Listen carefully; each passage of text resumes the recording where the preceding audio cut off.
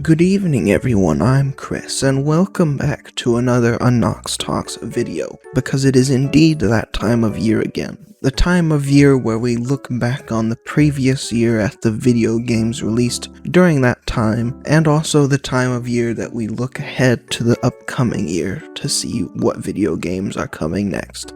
So to start this video off, I'm going to be putting the segment for 2021 games from last year's video right here, just so we can recollect what games I talked about last year. And now finally, the list of 2021 games that I'm looking forward to. Evil Genius 2 and LEGO Star Wars The Skywalker Saga will both be added in. The Wikipedia page for upcoming games says that both of them are supposed to come out in the first or second quarters of this year, so we'll see. Hitman 3, I've actually already pre-ordered it, and it comes out on January 20th, which means this video might come out after it, which is very likely because I'm recording this on the 19th. Far Cry 6, I do need to play through the other Far Cry games first though. Deathloop, it looks like an interesting concept. Super Mario 3D World plus Bowser's Fury. 3D World is one of those games that made having a Wii U worth it. Along with Wind Waker HD, Nintendo Land, maybe the original Mario Maker? I didn't play the original Mario Maker that much, so I can't personally claim that it was a console seller. Stronghold Warlords, a new installment of a game series that I loved as a child, and I am actually planning on playing through Stronghold 2 sometime this year. Humankind, it was announced at the Game Awards. It looks like a Civilization clone, but it may surpass it. I'm not sure if I'll get it or not. A Pokemon game. Main series Pokemon games typically release 1 to 2 years after its predecessor, and Sword and Shield will be 2 years old in November, so I think it's safe to say we'll get one this year, unless the pandemic has messed up that streak. And Dying Light 2. I finally finished the first one in 2020. And now I'm excited for the sequel. So I have mostly good news. Of the 11 games that I covered in that segment in last year's video, 9 of them were released, and only 2 of them were postponed. None of them were completely cancelled, as far as we know. Now, unfortunately, I only bought 3 of them, and only played 2 of them, which, that is not a great ratio. But there were also a bunch of other games that I also played throughout the year that were not in this segment, so I'll be covering those after I cover the ones that I was excited about.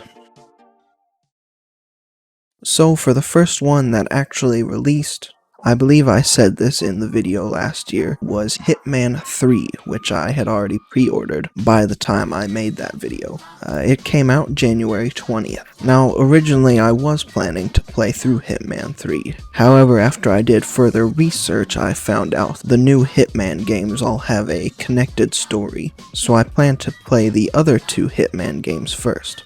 I did get around to playing through Hitman 1, it'll be covered in the other games that I played this year section, but I did not play through Hitman 2, so I unfortunately did not make it to Hitman 3. I did play the opening tutorial mission of Hitman 3, but I don't really think that's enough to give a full review of the game. What I can say is that it did feel quite similar to Hitman 1 in gameplay at least, but again, that's just with the opening mission. There might be some new mechanics that you encounter later on, and of course the story is different. But other than that, I can't really give a full in-depth review. So on to the next one that released, Super Mario 3D World plus Bowser's Fury, which released on February 12th. So the original 3D World on the Wii U was one of my favorite Mario games. I think the only one that beats it is Super Mario Galaxy. I've never played Super Mario Galaxy 2, so I don't know where that would lie in there, and I generally don't really like the 2D Mario games, so 3D World is in second place for me. But with Bowser's Fury, I have not been playing as many Nintendo games this year, mostly because I've been feeling kind of burnt out from 3 pretty big ones releasing all in a row, which those would be the Sword and Shield Pokemon games, Animal Crossing New Horizons, and the 3D All-Stars collection that they did for the 35th anniversary of Mario. And like I said, all those releasing back to back kind of burnt me out of Nintendo games. But I am still planning to pick up this game in the future. If I do, it'll probably show up in a video like this, but I just didn't have time for it this year. Whoa, whoa, whoa, stop everything. Hey there, 20th birthday Chris here. And why am I mentioning that it's my birthday? Well, because it seems like I'm going to be getting Super Mario 3D World plus Bowser's Fury for my birthday. Now, admittedly, it is the day after my birthday, but the reason that I think that this is happening is because when I go to my Amazon wishlist and click on Bowser's Fury, it says that someone may have bought this for you, which means that someone definitely has bought it for you. It's not here yet, but it's on the way, which means it will most definitely be on next year's list. The next one that released was Stronghold Warlords, which released on March 9th. So I never played the original Stronghold. I did play Stronghold Crusaders 1, which I think was made in the same engine, but I couldn't really get into that one. The ones that I really played the most are Stronghold 2 and Stronghold Legends, which both of those two are in the same engine as each other. And I think they also made a Stronghold Crusaders 2 that was also in that engine, but I've never played it, and its base cost on Steam is pretty nuts for a game that released when it did. I mean, I'm pretty sure Metal Gear Solid 5 costs less than it does, and I'm pretty sure it released either in the same year or more recently, so that's a pretty big ask. And then I did play a little bit of Stronghold 3, and it was meh. I didn't really like it as much as Stronghold 2. But as for this game, Stronghold Warlords, I saw a bunch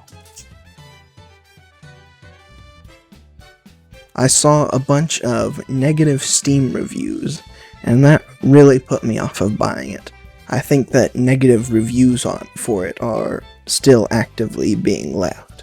Jeez, I type in Stronghold and I see that Crusaders 2 is more expensive than Warlords. They must really think Crusaders 2 is their magnum opus. But yeah, it seems like recently it's still mixed reviews. It looks like the common complaints are low graphics, small maps, bad UI. There's still plenty of positive reviews. I might get it if it ever goes on sale. I think with the Steam holiday sale, it was already down to 50% off, so it can't be that long before it gets to like 70 or something like that, and I might get it then. So the next one that released was Spacebase Startopia, another old game series that came out with a revival, and it came out March 26th. So I didn't verbally mention this one in the video, but I did add it to the description pretty soon after I uploaded the video. I think I just forgot to put it in the script while making the video. It's another case of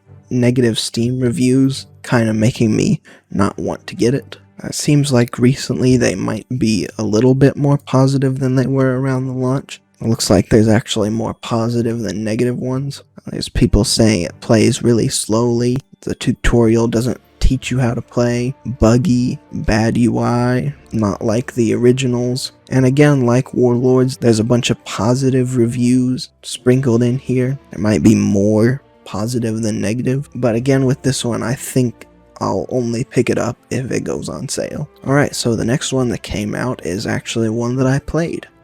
Evil Genius 2 World Domination, which came out on March 30th. So with this one, I was pretty excited about it. I was doing a bunch of live streams on one of my old YouTube channels leading up to its release. It was like I'm gonna play this game before the second one comes out. I never did finish that series, but I still ended up playing this one. So at the time that I'm making this video, I have a little over 50 hours played, and I can't really say if I like the first game or the second one better. So let me just go through the features. So one evil genius from the first game, Maximilian, returns from the first game, and the other two do not. I'm not too upset about this because he was always the one that I played as in the first one anyway, but it might make some people a little upset if they can't play as the same one. Some henchmen from the first game do return. Jubai, who was a samurai that Maximilian started with as his henchman, he now appears as old and uses a staff instead of a katana. Eli Barracuda Jr., who is the son of Eli Barracuda, who was the starting henchman for the female evil genius, I believe. That son appears in this game. And then Red Ivan, who was a Russian soldier with a bazooka. He returns. He wasn't the starter henchman for any of the evil geniuses. He was mostly just gotten if you really wanted to blow up your own base for some reason, because he really loved firing his bazooka everywhere. But Red Ivan returns as an evil genius. He got a decent little promotion. So before we get into the good, I'm going to talk about some mechanics that frustrated me a little bit while playing. So probably the most frustrating thing is a returning mechanic from the first game, which is the super agents. They're basically super strong enemies. They wreak a lot more havoc in your base than normal agents do, and for some reason they both feel easier to deal with and harder to deal with in this game. There are unavoidable multiple entrances to your base. Both of the entrances are like helicopter pads. One of them lands people into a casino that you're sort of running as a front to your evil operations, and that's the one that agents will typically go into. And then the other helicopter pad is more for where your minions come in, but there's also a beach next to this other helicopter pad that agents can also land on and come in through. And I didn't know about that the first time that I played, so kind of got messed up by things coming in through that direction. But now that I do know about that, I can plan around it. You can't have all your rooms planned out and paused like in the original, because in the original you could plan out your whole entire base and then slowly unpause things to get them built. But in this one, as soon as you finish planning something out, it gets built. So you can't like slowly get things expanding. It's just, if you put it down, you have to want it. Building in certain areas is locked behind research. Like there's tough rocks, and then there's tougher rocks, and then there's tougher rocks. And they limit how much space you can build in until you get those upgrades. And then when you do get those upgrades, you have to replan all the edges of your rooms, which is a little bit annoying, because you want to be utilizing all the space you can get. Having to go through and mess with every room again is just a little annoying. This is probably just a me problem, but having multiple floors to build in eventually gets a little bit too much. I have this same problem with The Sims. I usually try to get everything built on one floor so that my characters don't have to walk up and down stairs. But again, this could probably just be a me problem, and other people are completely fine with working with multiple floors. And then the last thing that is a little bit frustrating is all the changes that they've made to the world map. In this game now, you have to set up a base of operations in an area before doing anything else, and you can only have a limited amount of these bases. It's based on however many of a certain control panel that you have. And then in these areas, there is a suspicion mechanic that makes you do certain missions in an area every couple normal missions just to get rid of your suspicion, or then the whole entire area gets locked down. So it's annoying micromanagement basically. And unlike in the original, your minions now die or disappear when they get done with doing a mission, so they don't fly back to your base like they did in the original. So next, some good mechanics that I thought were pretty good additions from first game. They added a fast forward button so you can speed through the boring stuff, like when they're building stuff or you're trying to get a certain mission done. Your evil genius character can now defend themselves, so instead of just sitting there getting shot, they can shoot back. Money is easier to make. Instead of sending your minions out and setting them to stealing. There's actual missions you can do which give you a bunch of money over time, and they are all repeatable. Construction is made a lot easier. Instead of having to destroy a whole room to make modifications to it, you can just have certain areas replaced. All in all, I think this game might come a little bit ahead of the first game. It's very close, but I think I do enjoy this one a little more than the first.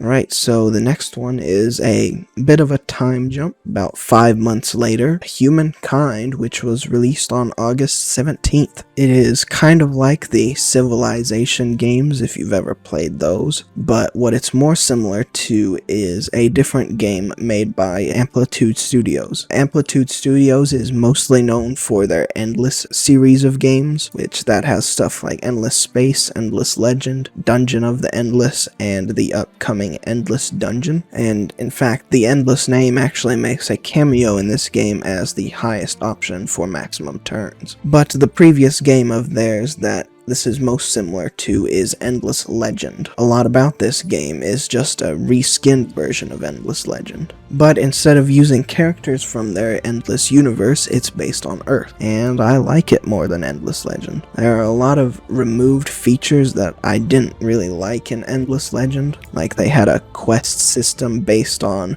which race you played as. They had commanders that you had to deal with and equipment. It's a lot of tiny little things that you had to sort of pay attention to. Now in this game, there's a bunch of victory conditions, but probably the most important one is the points system. Basically what you have is in every era of the game, which is like the ancient era, classical era, modern era. I don't know if they use those exact names, but in each of those eras you have a bunch of goals that you can complete, and those goals give you stars, and the harder the goal is, the more points the star will give you, and then whoever has the most points from their stars at the end of the game wins.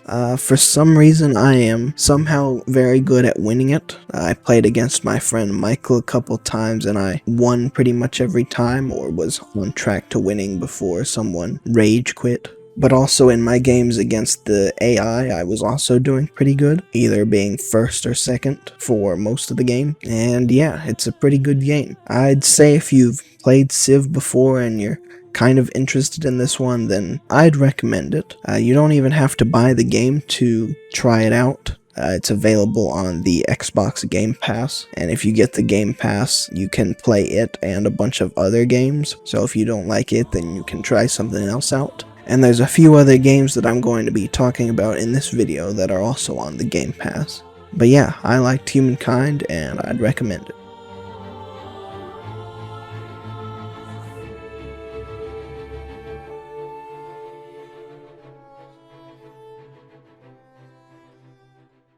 And the next one that came out was Deathloop, which came out September 14th. This is a game that I saw during a PlayStation reveal trailer thingy. It might have been the PlayStation 5 reveal event. I don't remember. Anyway, I saw it then, I was like, ooh, that looks interesting, and then I never really thought about it again. And then around the time that it came out, I was super busy with other games. I was playing a lot of World of Warcraft at that time, so I just never had time to pick Deathloop up. I can't even really at this time remember what it's about. I do remember that it's made by Arcane, which from them I liked Dishonored. I've been planning to play Dishonored 2 at some point, and I also got their other game, Prey. Also been planning to play that, but with Deathloop, I just didn't have enough time this year, so next game. Next one that came out was Far Cry 6, which was released on October 6th. So at first when I was planning to play this game, I was going to play all the other Far Cry games first. But after doing a little research, I realized that there isn't really a connected story between them as far as I could tell, so I was just going to play this one, even though I had gotten all the other games for Christmas of 2020. But October 6th, I was still really into WoW. I was also getting really busy with college at that point, so this was another game that I didn't ever have time to play, and I also never bought it, so can't really give a review. On to the next game. And this is also the last game, and that was the Pokemon release, which came out November 19th. So at first I was thinking that the release in 2021 would be the sequels to Sword and Shield, but I guess with the expansion pass, whatever they're calling it, they're using that to add more content to this generation of Pokemon, so it seems instead they're opting to remake previous games. So the release that they did this year was Pokemon Brilliant Diamond and Shining Pearl, which are remakes of the Gen 4 games. I really had no attachment to the originals.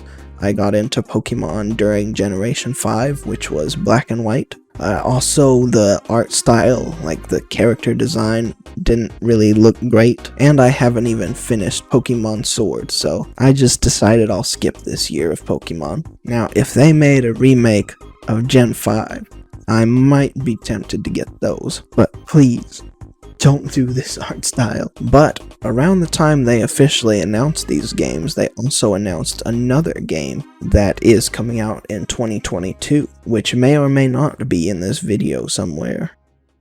But onto the two games that were postponed. So first off, we have Dying Light 2. They revealed the subtitle for it, so the full name of the game is Dying Light 2 Stay Human, and it's supposed to come out in 2022. And then the other game that was postponed again was LEGO Star Wars The Skywalker Saga, which, according to the website, it says spring 2022. So, Evil Genius 2 and Humankind can't be the only games that I've been playing this year. Well, that's right, I've been playing a bunch of other games. These ones aren't going to be in order of their release date, they're just going to be a random order. So first off, we have Valheim, which came out 2021 in early access. I played it a lot before the Hearth and Home update came out. I haven't played it since then. From what I saw, for an indie game developed by such a small team, it is a pretty good survival sandbox game. It was really a surprise hit. I don't think there was any widespread marketing before its release, at least I didn't see any, but it's a contender for my game of the year. It was really good. Next we got Carrion, which came out in 2020. It's another indie game. It's a 2D puzzle game where you play as a red bloody monster, crawling your way through a facility, eating everything you see, destroying everything else you see. It does get a little bit repetitive, but sometimes the way the rooms are set up, it does force you to do things a different way. You do unlock new powers as you go through, and it doesn't take too long to beat. It took me 9 hours to complete the main game and a winter-themed DLC it has. I didn't get 100% achievements somehow. There might be some secrets along the way that I missed, but I don't really see how I could have done that. It seemed very linear, but maybe there is more there that I didn't see. Right, next we've got Crusader Kings 3, which has been in this series before. It was released in 2020, and it is still an enjoyable strategy game. Haven't played any of the DLC that's come out so far, but I have played a couple of mods. There was a Lord of the Rings mod that I tried out. It's another one of those games on the Game Pass, so you can try it out there, or it's on Steam. If you liked Crusader Kings 2, you'll probably like this game. I can't say the same for other Paradox games, because I don't really like Hearts of Iron 4, but I really like the Crusader Kings games, and I've played a little bit of EU4 and Stellaris. But yeah, Crusader Kings 3, it's still good. Next we have Mini Motorways, which I'm not sure the original year it came out, but it was ported to Steam in 2021. It's a puzzle game where you have to connect houses to destinations. It has a bizarre contrast of a relaxing game that slowly builds up and turns into panic over time. That's probably because my brain really hates traffic in pretty much any game. Really, the only ones that have traffic are this one and city building games. But at least in this game, I can blame the RNG for putting buildings in weird places. In a sitting building game, it's just completely my fault when things are in bad places. Next, Empire of Sin, which released in 2020. It is a turn-based strategy game set during the Prohibition, which was a period of time in the United States where alcohol was banned. In the game, you play as a gang leader, and you just have to compete against other gang leaders in a city, selling alcohol, running establishments, taking over other people's establishments, and managing your economy. And it has a couple real-life figures, and you get a unique story for each different character. Next, we have Watch Dogs Legion, which came out in 2020. I'm not really sure what to feel about this game, because having a bunch of different characters that you can play as with different abilities seems like a fun idea. However, you can only have a certain amount of them at one time, so I basically felt forced to play in Iron Man mode, which permanently removes your characters after you die as them. So that meant that I would always have slots to fill up with new characters, but this also made it so that I never used the most interesting characters because I was afraid I'd lose them. But I really wish the cap on how many characters you can have did not exist. And also all the missions are really boring. I've had more fun free roaming trying to cause trouble than progressing the story, which I think is probably a negative point for the game. Next we have New World, which came out in 2021. It's an MMO made by Amazon. I haven't had much experience with MMOs outside of World of Warcraft, and even then I've only really played it off and on since 2014. In comparison to WoW, I think New World integrates crafting into its gameplay better. It does actually provide some benefits when you participate in the crafting economy. The same could be said for World of Warcraft, but that's really only if you're at max level. With New World, even making stuff at a low level feels useful, and in WoW you really have to work your way all the way up to the top, which usually feels like more trouble than it's worth. I mean, sometimes it's worth it, but in New World, crafting feels more accessible and worthwhile. The combat is okay, not much to complain about, and even if I did have something to complain about, I have no idea how you would fix it. I have yet to participate in any dungeons, because I've mostly been going solo in this game. I was playing with my friend Michael for a little bit, but 2 people is not enough to get into a dungeon, and we both hate talking to strangers, so couldn't get a third person. I think 3 is how many you need to get into a dungeon, maybe? I think it's less than WoW. And I think New World calls them expeditions, actually. I wouldn't say this game is better than WoW. At best, it's equivalent by doing different things better and different things worse, but overall, I think it's pretty good. Next, we have Hitman World of Assassination 1, which was released in 2016. I completed all the campaign missions, and I'm planning to 100% the game before I move on to Hitman 2, and then, obviously, I'll go on to Hitman 3. It's fun to try and discover the many ways of completing your objective, but that's a pretty common praise of these modern Hitman games that I'm sure you've probably heard thousands of times already. Alright, it is day 5, maybe 4, of recording this video. I've had so many issues that I've run into, so many fixes that I thought I found, but they all turn out to break things even more. So day 1 was fine until my computer blue screened, which completely corrupted the file for the recording because of the way that I record with OBS. So then day 2 I was like, okay, I'll just switch the way I'm recording, and did the first hour, but with the way that I switched it to, which was switching it from recording as an MP4 to recording as an FLV. Unfortunately, by doing that, you can only have one audio track, while with MP4 you could have 6 audio tracks. Now, that one audio track that the FLV recording gave me does not help, because it is not the track that I use for recording my voice. It's the track I use for recording my desktop. Luckily enough, I record my voice using Audacity at the same time as I record my desktop with OBS. So I still had an audio recording for day 2, but at the end of that day my voice was hurting, so I stopped. So day 3 I recorded the second half of the video, and for some reason the recording broke within the first 3 minutes. That was still recording it as an FLV because I hadn't figured out the audio track issue yet. So the footage from day 3 was completely unusable. And it doing that combined with the single audio track limit, I've just decided to switch back to recording it as an MP4, which leaves me vulnerable to blue screen still. Losing the 2-hour recording from the first day still really hurts, but it's better than just having one audio track. But with all that information, I think that this is indeed day 4 where I'm trying to record the second half of this video yet again.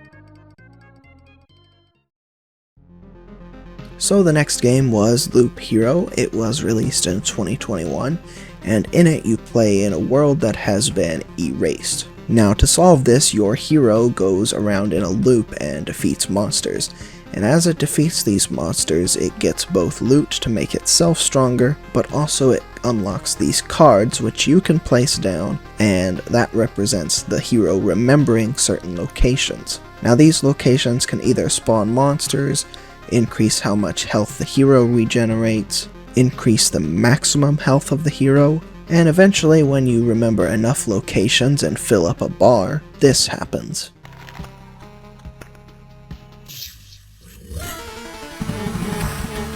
The place that you normally rest at is replaced with a boss, turning the entire loop into a gauntlet of pain that you must fight through to reach this boss. I've currently only completed chapter 1 of the game, but the ultimate goal of the game is to acquire resources from these expeditions and build up a camp of the survivors of the destruction of the world. By doing this, you unlock more hero classes and more location cards to put down. In all, I'd say it's a pretty chill game with a nice soundtrack, and I think it's a contender for one of my favorite games of the year. It's really between this game, New World, and Valheim for which is my favorite this year.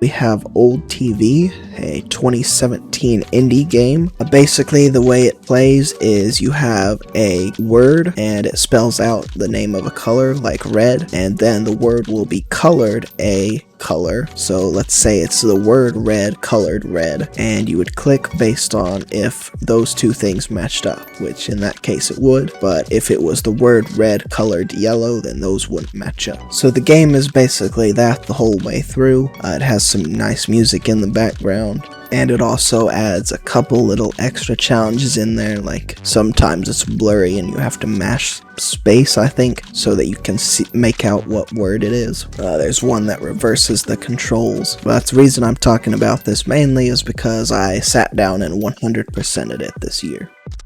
Next we got Dirty Bomb, a 2015 first-person shooter. It's been pretty much abandoned by the developers at this point, and all the servers are hosted by third parties. But around the time that I first started playing it, I got a couple of achievements in it, and now I'm pretty much stuck into it trying to get to 100%, which I don't think it's possible, but I'm gonna try until the third-party servers go away at least. We got Rimworld 2018. It's a fun colony management game. I'm not sure what more I can say than that. I do have almost 80 hours in it, which is more than some of the other games on this list, so I will say that. Red Dead Redemption 2. Don't know when it released, but I got it around that time on the PlayStation 4, and recently I've been playing it on PC. And I still think it's a fun cowboy game. Got Northgard, that is a fun Viking RTS. The Sims 4, I've been getting into modding it a little bit, and that's been fun. Crusader Kings 2, I got a 1-month subscription thing for it that gave me access to all the DLC. Playing it with all the DLCs was pretty fun. I just really wish that the DLCs were cheap enough that I could get them all and not have to pay for a subscription service. World of Warcraft. World of Warcraft in 2021 had, I think, 2 releases. Those would be the Retail WoW 9.1 and the release of Burning Crusade Classic. As far as Classic goes, I think I like Burning Crusade Classic more than I liked the Vanilla Classic. I haven't reached the max level stuff, haven't even reached level 60, but leveling 1 to 60, I think it's more enjoyable on Burning Crusade. And as far as 9.1 goes, I really don't have any strong opinions one way or the other. It's just average for me, but unfortunately for them, it being average for me made it below average for me when all the unfortunate stuff started coming out about Activision and Blizzard's internal degeneracy, I'll say. So I haven't been playing WoW as much recently. So next I have a very large section about Fortnite, which is a game that has seasons that release periodically.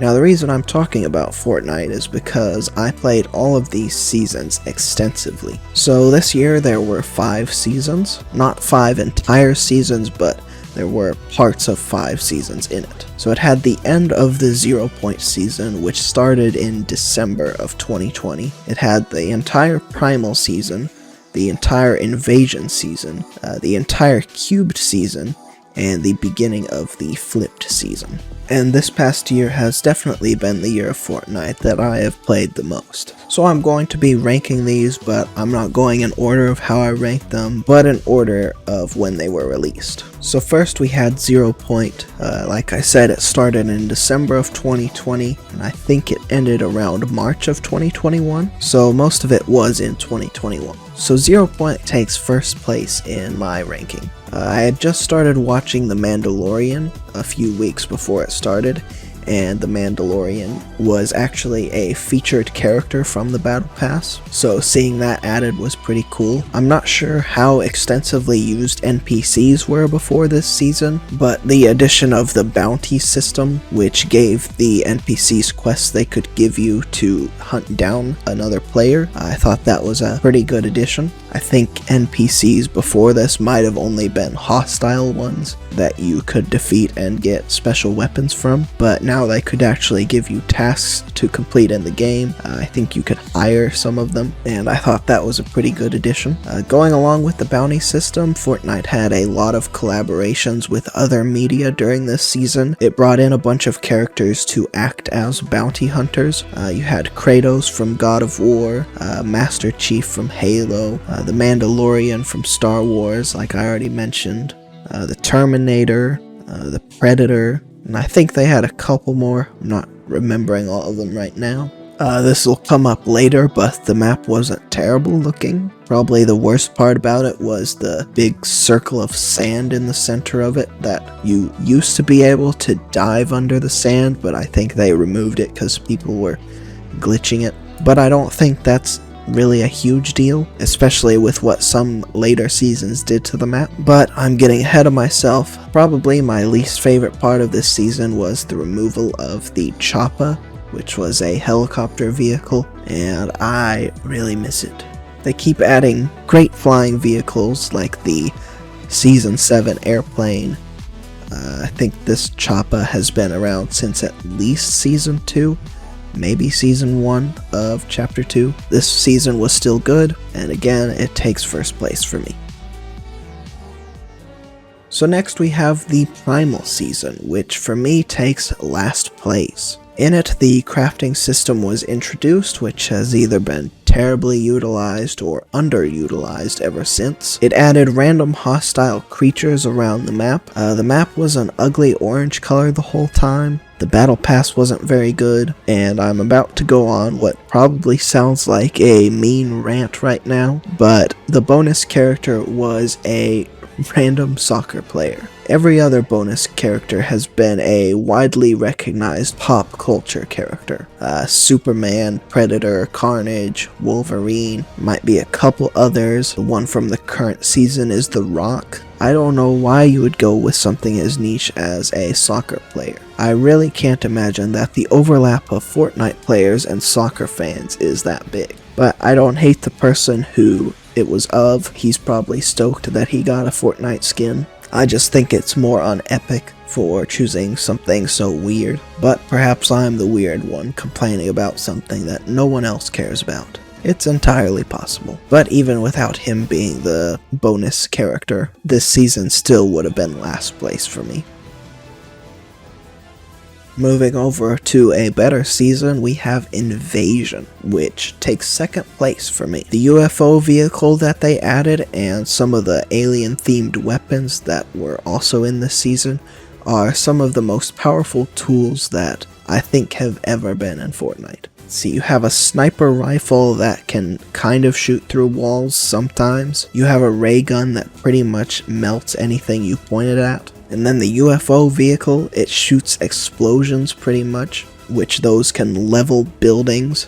It launches players around. The UFO itself can dash around in the air to avoid getting hit, which most of the time was very effective. And sometimes with the UFO, you could pick up an enemy and hurl them into the storm. That's probably where some of my favorite kills came from that season. But the thing that really pushed this one to second place instead of first is the new battle pass system that it introduced. I believe that it gives the illusion that you can unlock things in any order, but you really can't. You're still limited by how many things you've unlocked on certain pages before you can move on to the cool stuff at the later pages. I really think if they wanted to give people the feeling that they were making a choice, then they should have actually made it a choice. Like if I wanted to unlock Rick from Rick and Morty first, then I should have been able to, but there isn't really a choice here. And unfortunately, this style of battle pass has stuck with the game to the current day.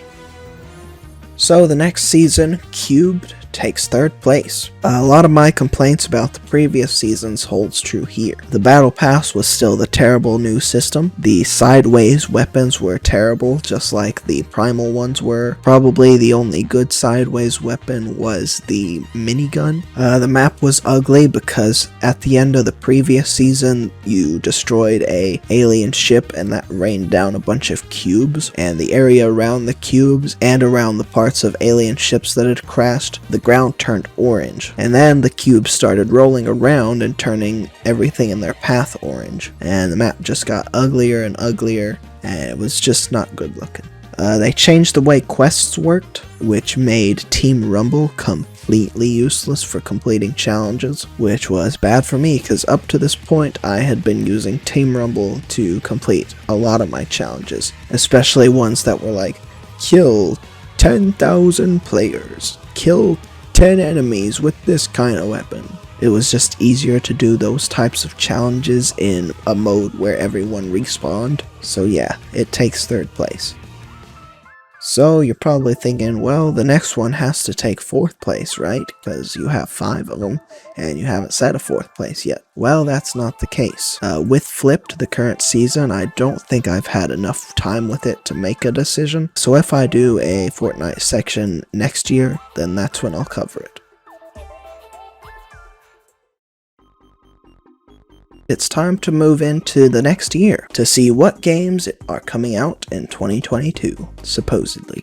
So this is just a rough list. Aside from this first one, I don't know when most of these are coming out exactly, but again, I do know when this first one is coming out because it is Pokemon Legends Arceus. It's coming out sometime late January. It was announced around the same time as the Diamond and Pearl remakes. It is an open world Pokemon game, and I am far more interested in seeing what it is than playing those remakes. In fact, I already have it pre-ordered pretty much because I got it as a Christmas present. So I'll be playing it when it comes out.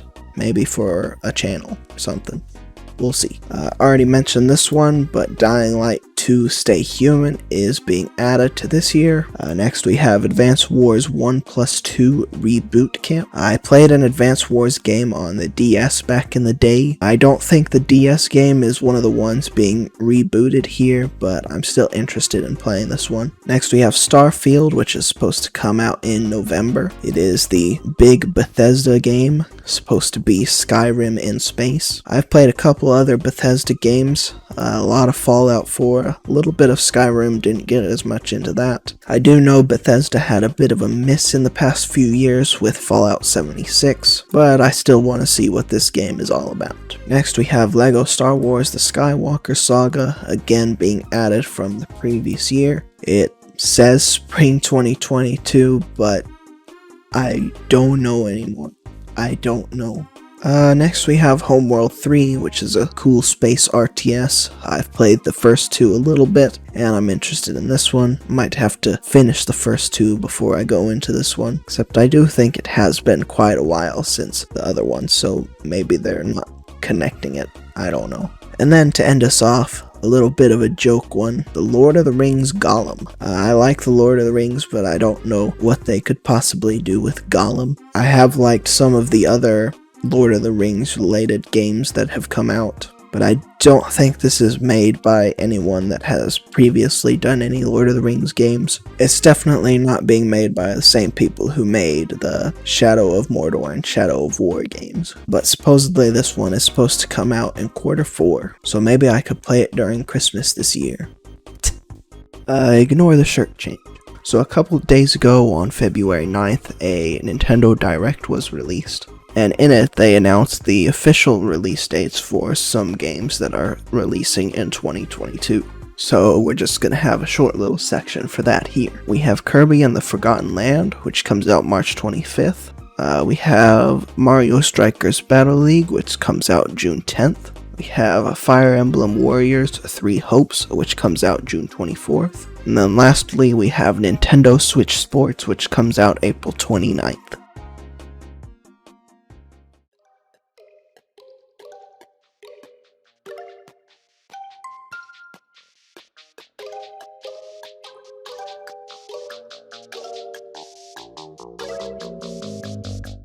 Well, we finally made it. This video has taken so damn long to make. So, this is the third episode of a video series that I have made every year since 2020. There have been episodes in 2020, 2021, and now 2022. And thanks to this being a yearly occurrence, going into making this video, I had the previous two episodes to look back on for a framework of sorts. The 2020 episode is clearly the worst episode. There were very limited graphics. I didn't use any game footage. Slap on the intro and outro, couple transitions here and there, and boom, you have a video. That was really the only structure I had, and it was simple. The next year, 2021, I tried to make it a little more structured by adding sections to the video. I think of those there were 5 in total, where it was just a simple list of did this game meet this criteria or not, and the first criteria was whether or not they had released yet, and only 3 of the 5 total that I had talked about the previous year had released. So those list sections got pretty much halved other than the first one. This video had more advanced editing than the first year's episode, and it included at least one game clip from a stream that I had done. There wasn't any footage that I had specifically gone out to record for the video. Then we get to this year. This year I decided I wanted to go big. No longer was saying 1 or 2 sentences about each game enough. I had to actually review them. I had to give explanations for why I liked them or why I didn't. I had to go and record little bits of footage for nearly every game that I talked about in this video. The script this year was only 8 pages of bullet points, which bullet points aren't normally the way that I would do a script for this. Usually it's a word for word thing, but even with it being bullet points, it is the longest. at nearly 2,600 words. The previous videos were 3 pages and 2 pages long, 1,800 and 1,000 words, and 16 and 10 minutes, all respectively. Currently, before putting this outro into the video, it sits at 46 minutes, keeping in mind that the original recording of me just reading off the script was an hour and 40 minutes. I think I've learned a lot from making this video. I think I need to reevaluate how I make this video each year. Need to go back to something simpler. There must be some middle ground between completely terrible and too much work. Probably the biggest thing that jumps out at me is the way that I write scripts, so I should probably give myself more time to do that. Iron out all the needless stuff, and give myself as much time as possible. There are certainly other issues that will need to be remedied as well, but those aren't as obvious to me at present. A bunch of things that came up in this video have already been released. 2 of the things that I said I was going to get, I have them here on my desk, haven't even been opened. And there's another thing that released that I didn't have on my list that's going to have to be put into the other games section next year. With all that said, I think this is going to be where I end it. So, if you guys have enjoyed, leave a like, subscribe to make sure you see everything that I post, which does include future episodes of this series, but also some other small videos that I do from time to time. I do have a main channel just called Anoxmaly. I'm probably going to be recording something for one of these 2 games in the near future, so that'll go up there. And yeah, I'll see you guys next time.